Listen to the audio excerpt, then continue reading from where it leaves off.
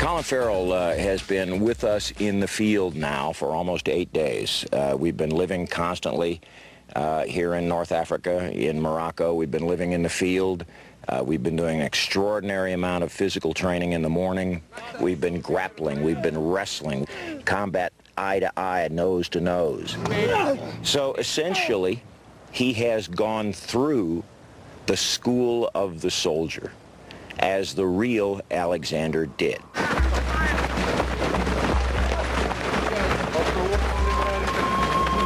It all happens so slowly, bits fit into place day by day, hour by hour, literally, you know, you begin to look at things, you begin to understand more things, ever so slowly, you know. All the lads are experiencing the same things. All the boys call ourselves character names.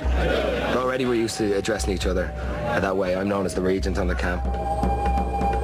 Regent will count the cadence, you'll count the repetitions. Ready? Exercise. 1, 2, 3. 1, 2, 3. In the drive for authenticity, conditions at the boot camp are harsh. Colin's men are forced to train all day, every day in the blazing heat. Their communication with the outside world has been cut, and they're restricted to only 1 meal a day. It ain't a 3-course meal by any stretch of the imagination, but it's enough, and it's more than Alexander and his army would have had back in the day. So we just, you know, anything that can get us closer to the true experience of what the boys went through back then, you know, in 335, 340 BC is a good thing. There is no doubt that Alexander's army was incredibly fit physically. They had to be to accomplish what they did over the course of 11 years of constant campaigning in terribly challenging terrain and environments. And that, coupled with Alexander's inspirational leadership, meant a great deal when it came to the success of his campaigns.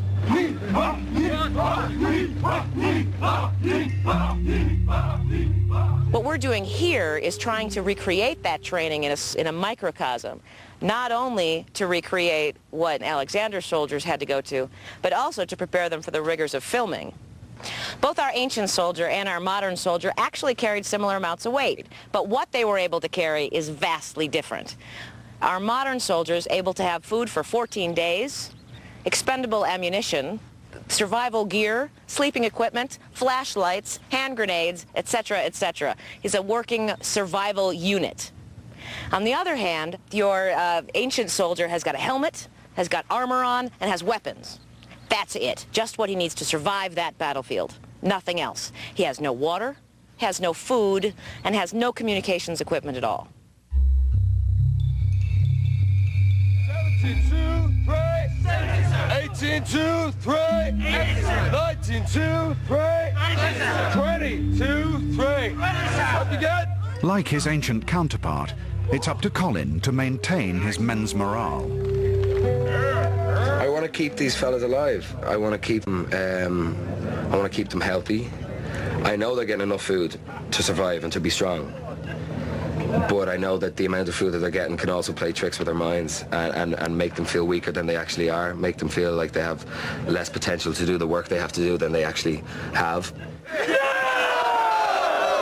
We're seeing more of him becoming a leader and not yet the supreme commander.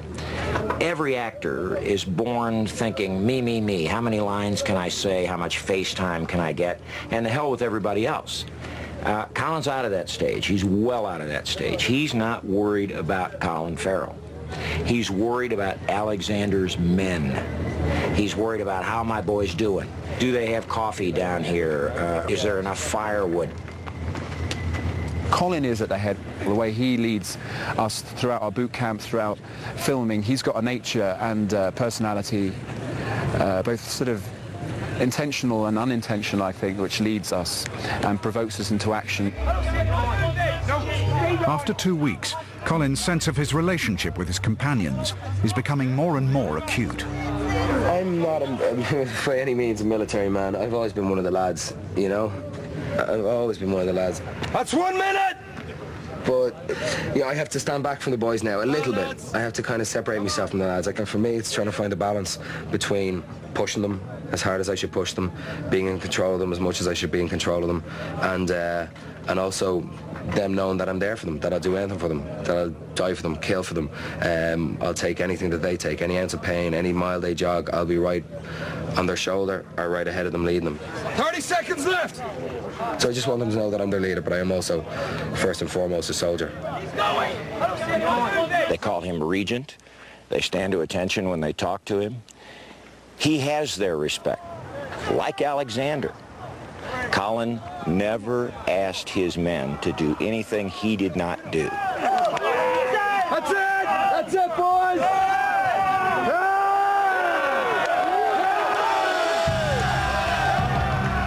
What Alexander asked his men to do was follow him on an 11-year campaign, which would take them from Greece in the west to India in the east.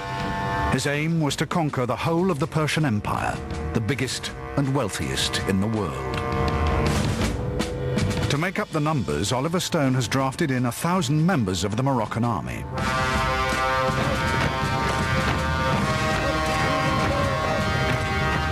For Colin, now nearly 3 months into his journey, the process of becoming Alexander is beginning to take its toll.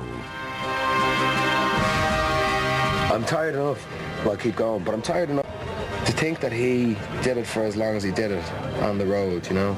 11 years and so many thousands of miles that he traversed with an army. We were finding it hard to keep 256 men together here and to keep, you know, the morale of all those men up and to make sure that anyone that falls to the back is being picked up to the front. And that's only 256 men. I mean, you're talking travelling with armies of 45, 65,000. Phalanx! Turn! Forward! March! Colin and his army must now master the ancient military strategy which was the secret of Alexander's success, a formation known as the phalanx. The main goal of this 3-week experience, cinematically, is to get the phalanx. It's going to be 256 men, ranks of 16, and straight towards the Persians. So that's going to take some to do.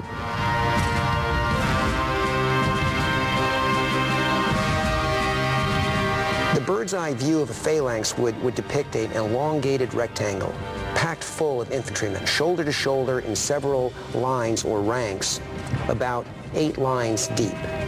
That was the standard phalanx of the day, and it was very effective as a blunt tool, a military formation that would provide a great deal of power moving forward. The phalanx was composed of units called syntagma. Colin's army must faithfully replicate this formation.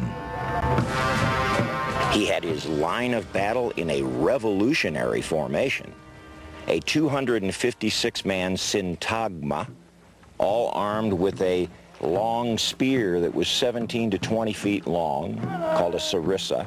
We're practicing with those now. Each rank of soldiers would put the sarissa down, would protect themselves with a round shield, and from the front, this formation then would look like a pin cushion, basically, with spear points facing outward.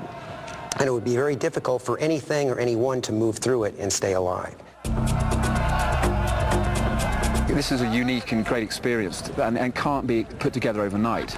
So 3 weeks were allotted to get as tight and as effective as possible because it was an awesome military machine. And then the decent effect of that was that we all became soldier-type people. You know, became men with missions. Oh!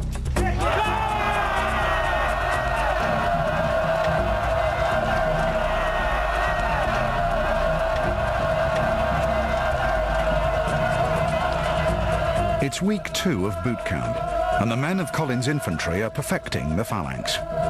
Meanwhile, the elite cavalry, led by Alexander himself, are having to hone their skills on horseback. It's one thing fighting on the ground with a sword, it's another on the back of a horse. There are profound challenges just to get on the thing. And then once you're on it, the formations are tricky, not only because you have to be aware of everyone around you, but as soon as you get onto this sort of terrain and you're moving through it at speed, within 5 seconds you've disappeared.